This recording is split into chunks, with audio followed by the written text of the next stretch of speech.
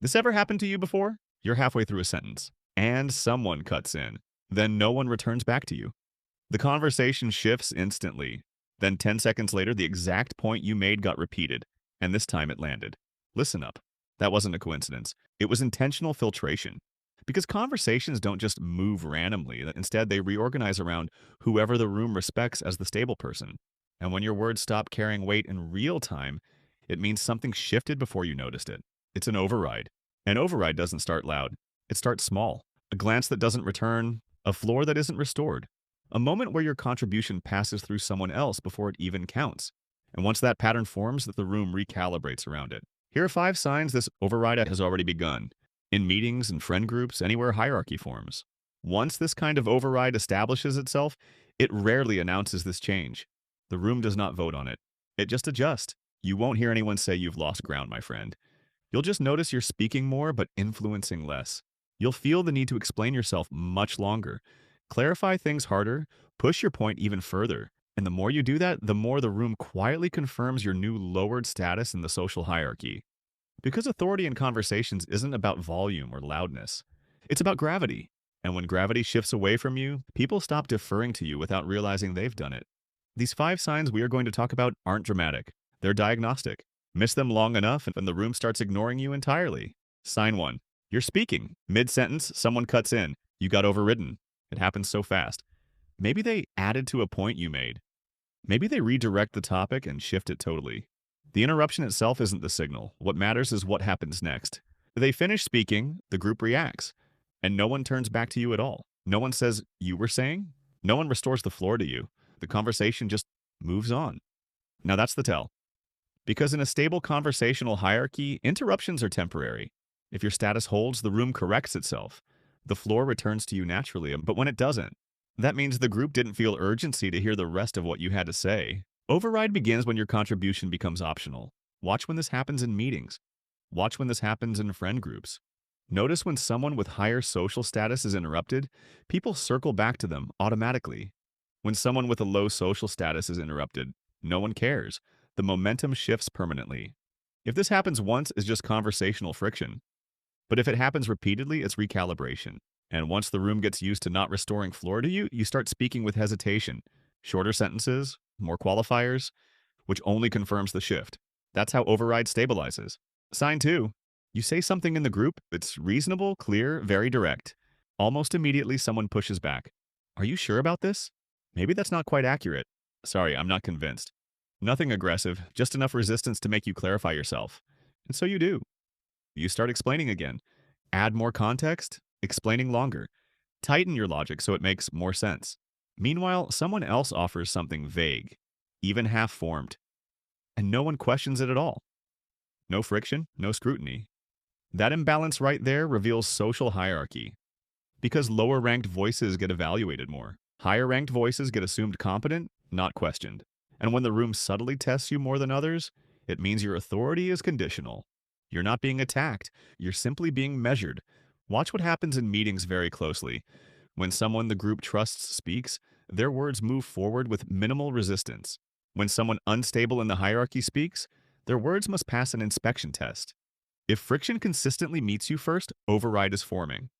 Because over time, that pattern trains you to over-explain, to pre-defend, to soften statements before they're challenged. And once you begin pre-qualifying everything you say, the room stops seeing you as stable.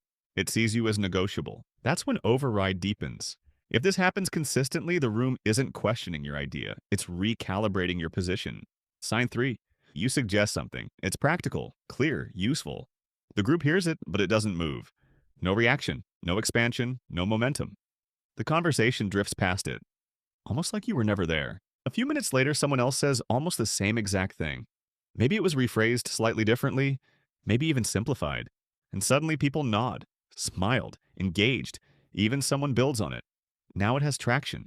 That shift is not about wording, it's about source weight. Rooms don't evaluate ideas in isolation, they evaluate who delivers them. When your idea needs a second person to validate it before it gains energy, it means your voice alone isn't carrying influence. That's filtration, and filtration is a social hierarchy behavior. In meetings, this looks like your proposal being shelved until someone senior reframes it. In friend groups, it looks like your joke landing flat on its face until someone with higher status repeats it louder. The room isn't stealing from you, it's revealing where gravity sits. And the danger isn't that your idea was overlooked once, it's that you begin anticipating it. You start hedging before you speak. You say things like, "This might be dumb," but you soften delivery before the room even responds. When that happens, the override stabilizes, because now the room doesn't just filter your ideas, you end up doing it for them. Here's where most people make it even worse. They notice the shift, they feel the override, and their instinct is to push harder, speak more, explain longer, defend faster. They try to force the room to recognize them again, but override doesn't respond to effort, it responds to stability. And the more urgency you introduce into your delivery, the more the room reads you as trying to regain something you already lost. That's when conversations become an uphill battle. Because now you're not just being filtered, you're being evaluated in real time. And evaluation is rarely neutral. If you don't recognize that pattern early, these next two signs should lock it in. Sign 4, you finish speaking, you make your point clearly, then you stop. But instead of responding to you, the room looks somewhere else. Not randomly, they look to one specific person. Someone slightly more centered in the group. Someone whose reaction seems to matter more. They wait for that person to nod, or disagree, or add something. And only after that reaction do others respond. That's confirmation seeking, and it reveals the social hierarchy instantly. When your words require validation from someone else before the group engages, it means your authority is no longer self-sufficient. In meetings, this looks like colleagues glancing toward your manager after you made a proposal about something. In friend groups, it looks like everyone silently waiting for this one dominant personality to react before laughing or agreeing with your point. The room is asking, does this count? Not because your point was weak, but because your position isn't stable. Influence shifts when people stop responding directly to you and start routing their reaction through someone else. And once that pattern forms, it compounds. You start noticing the glances, you start anticipating the approval checks, and subtly your delivery changes. You begin speaking to the validator instead of the group. That's when override deepens, because now you're no longer shaping the room, you're negotiating for access. And once people start looking elsewhere before reacting to you, this shift is already in motion. Sign 5. You're in the conversation, you're present, you contributed. But when direction gets finalized, it happens between two other people. They exchange a look, one summarizes, the other confirms, and that's it. The decision is set.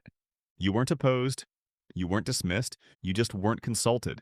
That's the final stage of override. When authority shifts, the most powerful signal isn't interruption. It's exclusion from closure. Rooms reveal hierarchy and who gets the last word.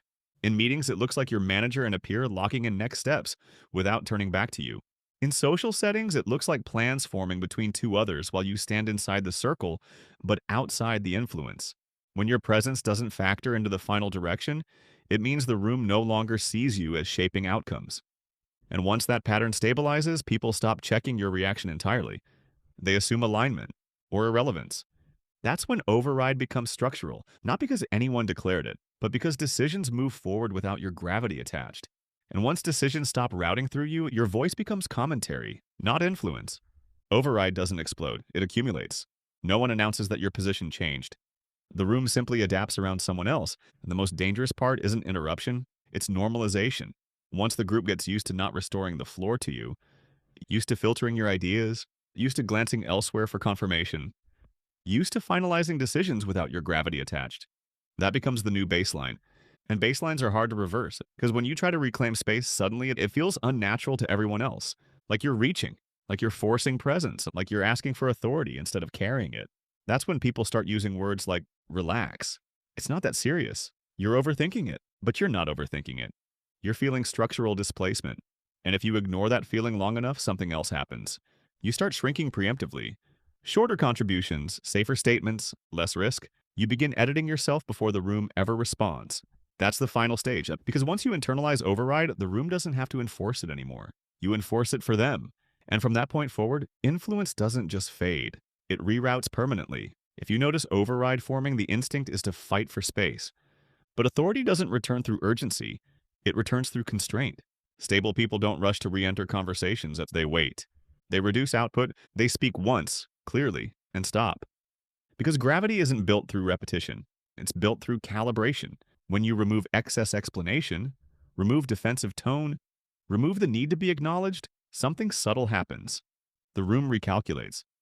Not because you demanded attention, but because you stopped signaling instability. Override feeds on visible effort. Remove the effort, and the dynamic has to reorganize again. That's where restoration begins. Override is rarely the first shift, it's usually the second. Downgrade starts quietly before conversations ever change. Subtle signals, small recalibrations, moments where the room tests how much gravity you actually carry. If you want to understand how that process begins, before the interruption, before the filtration, before the decisions bypass you, watch the breakdown on downgrade next. Because by the time override is visible, the shift already started. And once you see that pattern clearly, you stop reacting late.